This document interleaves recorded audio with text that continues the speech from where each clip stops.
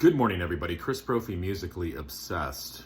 Might have had a little bit too much White Claw last night. Just saying.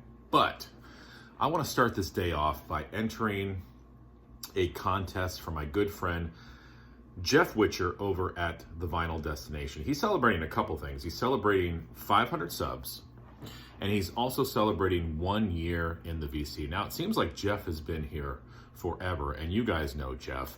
He has become the comic genius of the VC. We were talking about it last night in our video. He just has this knack, this ability, this dry sense of humor, and he brings laughter into our lives, which is important. And, you know, I said this last night to him. I'm like, you know, a lot of times we can get too serious in the VC, including myself, you know, talking about pressings or, you know, whatever aspects of vinyl. So it's nice to see somebody like JC. He's another one I like. It's nice to see Jeff bring some humor to the community. So what he wants us to do basically is show 5 albums that have shaped us. So this is just a warning. These are probably going to be albums that I show all the time. But it makes sense because these are the albums I grew up on that might have changed the musical landscape for myself. So let's get into it. All right, the first one. I've shown this one a lot. This was my first 45 as a kid through Scholastic books called Train Ballads. And this is the album that eventually led me to Johnny Cash, but I think this was the album that really gave me that love of folk music and country music and story songs. Just an amazing album. There is some narration on this album, but it goes through just classics like John Henry, Wabash Cannonball, Drill Ye Terriers, Casey Jones, and I've Been Working on the Railroad. Just a great, great album. And again, this was a 45 that I spun as a kid. Next, shown this album too. A lot, but the Monkees Present. I remember getting into the Monkees in the 80s, loving their stuff and just really soaking up all of their music. But this is one of the first albums that I owned on my own by them. It was this and Instant Replay. But I really took a liking to this album, and I've talked about this album before. I like the diversity of this album, and it includes one of my favorite Monkees songs, Listen to the Band, which I believe I listed as my #1 song when I did a ranking for the Monkees. But just the diversity of this. You know, you start with Little Girl that has this little jazzy guitar lick in it. Good Clean Fun is a country rocker. If I Knew, just a Davy Jones sort of, you know, melancholy nightclub type song. Bye Bye Baby Bye Bye, Never Tell a Woman Yes, which is another country song. Ladies Aid Society, which could have been a Lost Rolling Stones song on their Satanic Majesties album. The French song, Mommy and Daddy. It ends with Pillow Time, which is exactly what it says. It's sort of this nighttime nightcap to just put you in the right mood for sleep. So it's a little bit of everything. Is it Daydream Believer? No. Is it Hey Hey We Are the Monkees? No, but it is my favorite Monkees record. And the diversity of the album, I think, helped lead me to other avenues in music as well. Now, so I was listening to Train Ballads, I was listening to the Monkees, I was listening to the Moody Blues, I was listening to Cyndi Lauper, Huey Lewis. My parents were listening to Hooked on Classics and ABBA and the Carpenters and all of this stuff.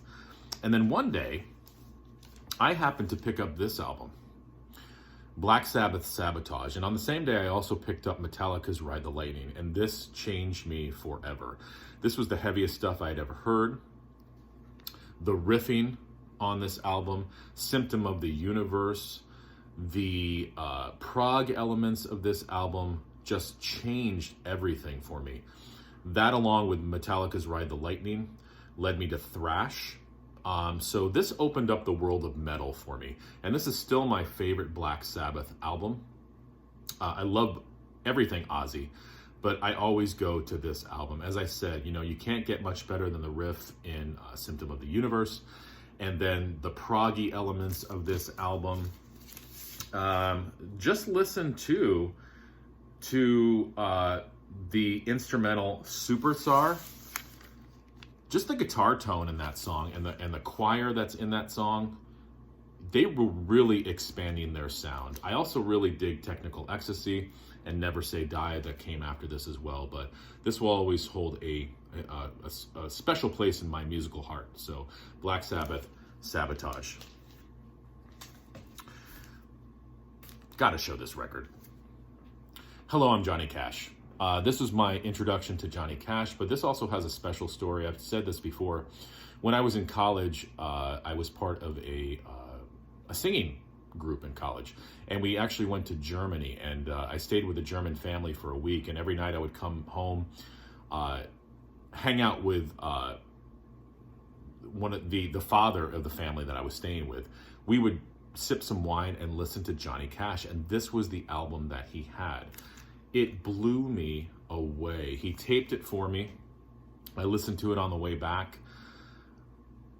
And when I got back to America, into my dorm room, that's when my love of Johnny Cash started. I wanted everything by him. I love this album. It's sort of a nice mixture of folk and country. And Johnny is in great voice. June Carter sings on this. He does a version of If I Were a Carpenter. The duet, 'Cause I Love You, is amazing. And listen to the words of Wrinkled, Crinkled, Wadded Dollar Bill. Amazing. Now, the hit off of this album was Blistered. And I think he might have released To Beat the Devil as well. But this is my favorite Johnny Cash album. This opened up the world of Johnny Cash to me. And I really think that this sort of solidified my love of folk and country, and probably led me to artists like Dylan and other singer-songwriters as well. So, hello, I'm Johnny Cash. Thank you. And lastly, it's not going to be a video without Black Flag. Now, this was probably the first Black Flag album I had ever heard, Loose Nut. And at this time, I was into metal.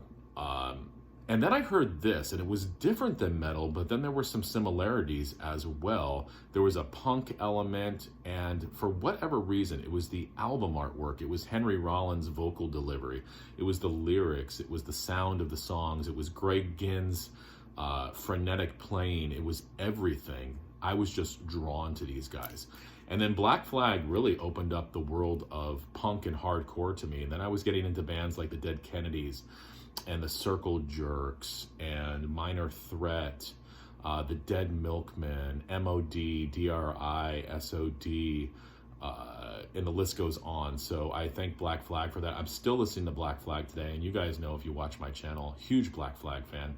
Saw them live, not with Henry Rollins on vocals, but I did see Greg Ginn playing the guitar on stage, and got a chance to meet him and say hello, which was great as well. So those are some albums, Jeff, and congratulations again on 500 subs. If you're not subbed to Jeff yet and you want a good laugh, head on over to Jeff, but not just the comedy. Jeff's got a great musical channel.